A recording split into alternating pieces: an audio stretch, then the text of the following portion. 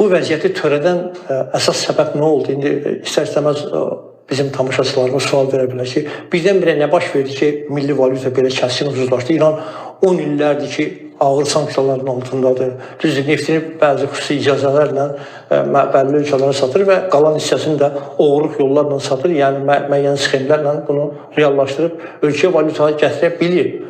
Amma birdən-birə nə baş verdi? Birdən-birə baş verdi ki, 12 günlük İsraillə müharibədə ağır məğlubiyyətdən sonra və bunun ardınca Amerika Birləşmiş Ştatlarının ağır bombardımançı təyyarələr tərəfindən nüvə obyektlərinin vurulması və bundan sonra İranda yaşananlar və hakimiyyətin bütün bunlardan nəticə çıxartmaması, bütün bunlardan nəticə çıxartmaması, əksinə yenidən bütün dünya birliyinə, İsrailə, Amerika Birləşmiş Ştatlarına barmaq silkələməsi, hədə-qorxu gəlməsi, nüvə proqramını biz davam edəcəyik, silahlanmanı davam edəcəyik, hətta hərbi təlimlər keçməsi, yeni raketlərin istehsalı ilə bağlı hansısa addımların atılmasını kütləvi şəkildə bunu demək, nümayiş etdirmək. Yəni biz öz yolumuzdan çəkilməmişik və belə deyək də, bütövlükdə əvvəlki yolun davamı şəraitində Amerika Birləşmiş Ştatları təbii ki, İran neftinin ixracına daha kəskin sanksiyalar hazırladı və tətbiq elədi.